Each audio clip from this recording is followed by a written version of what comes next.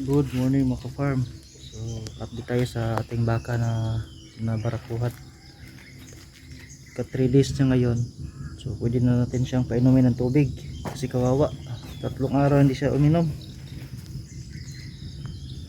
So yun yung sabi sa may-ari ng barako, ipainumin ng 3 days para maiwasang laging naihi. So kawawa yung baka natin. Hindi pa naman sa pero konti lang yung tubig na ibigay natin, siguro makalahating balde siguro. So after 3 days kakainom na siya ng tubig.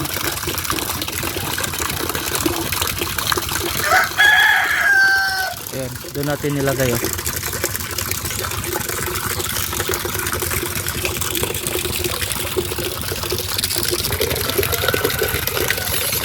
So tama muna to, kalahati lang muna.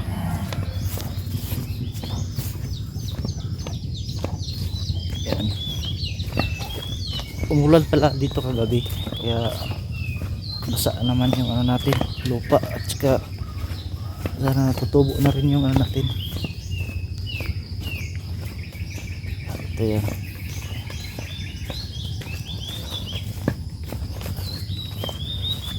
painumin natin ng tubig.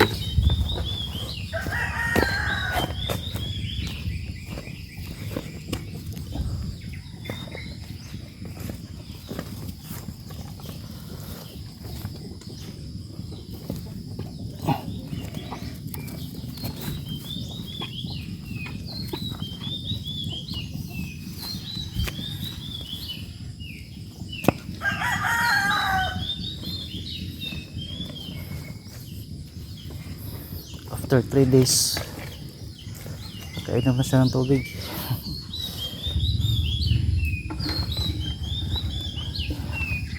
Hindi naman siya nagbabawas, so lang na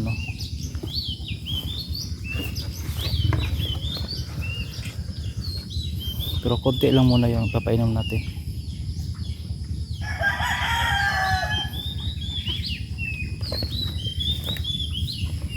Bawas baka after 3 days pa siya nakainom.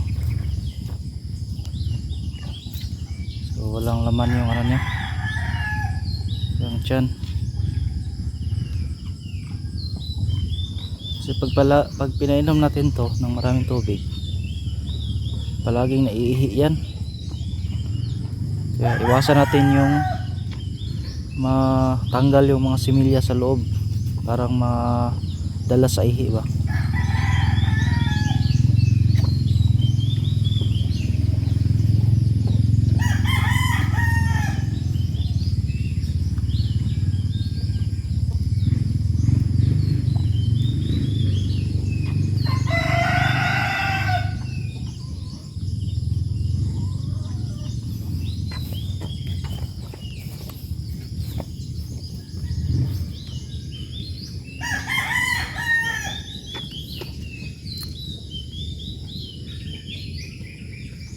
Daming gatas tinatali ko kasi yung itong baka na maliit paggabi, kasi yung tinatinim natin dyan na balanghoy tumutubo na siya.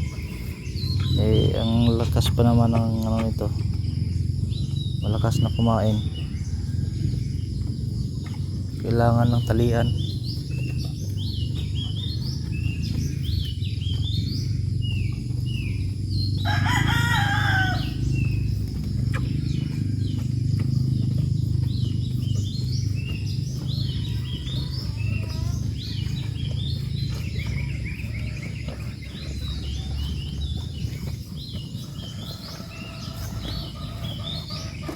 Hindi na siya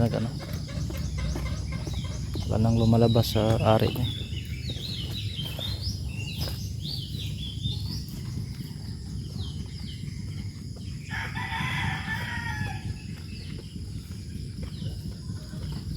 So yung nagtatanong kung ilang araw ba talaga painumin ng tubig after ng mabarakuhat, so ang advice sa akin ng may-ari ng barako, after 3 days for 3 days. So ngayon pang tatlong araw na to, so pwede na siyang bigyan ng tubig kakaunti. Ayun, nangihi na siya konti lang. Konti lang yung inihi niya.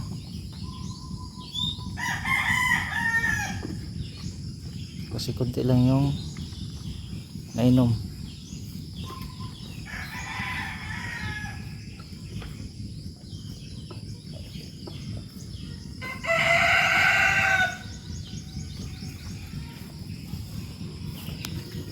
So hindi na yan madadala sa ihi.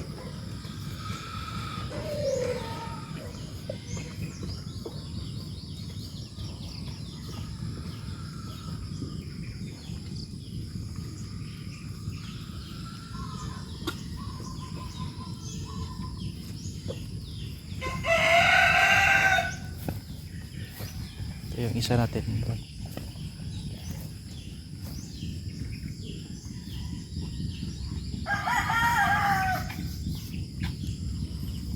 Yung baka din ng pinsan ko yan, so pinsan ko yan, yung dalawa. Yung isa buntis na rin yan ng 3 buwan o 4 buwan nata yan yung dyan na yan.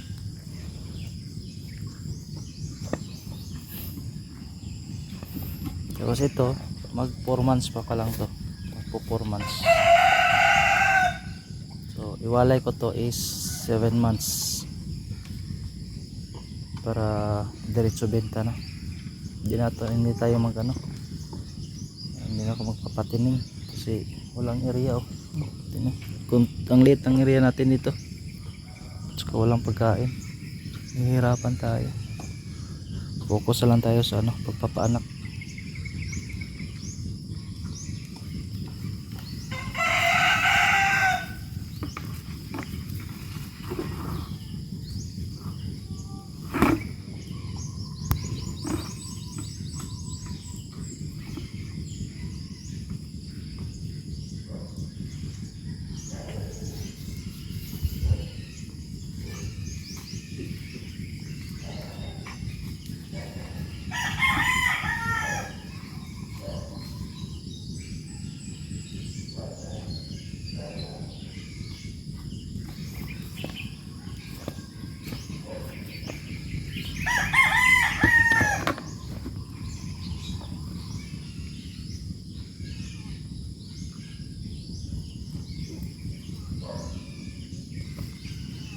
So pwede na natin itong ipastolon sa malayo kasi 3 days na siya mahigit. Saka i-monitor lang natin siya doon sa pagpapastolan natin.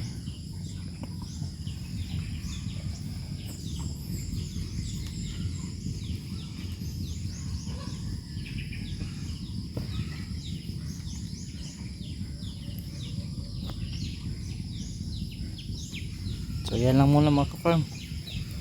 So pinainom natin siya ng tubig 3 days simula ng nabarakuhan. So first day natin siya pinainom, second day hindi rin.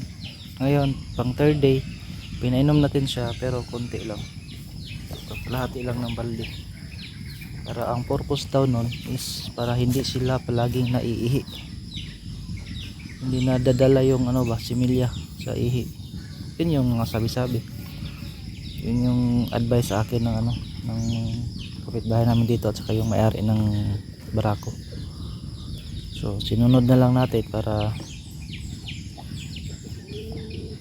magiging successful yung pagbubuntis ni inahing baka natin.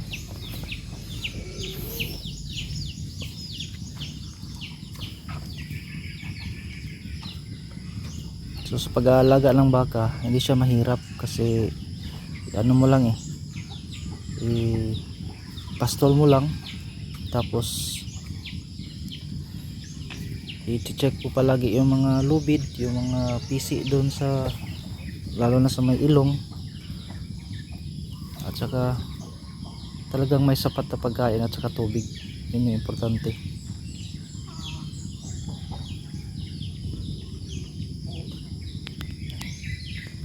thank you for watching mga ka-farm. Hanggang sa muli, paalam.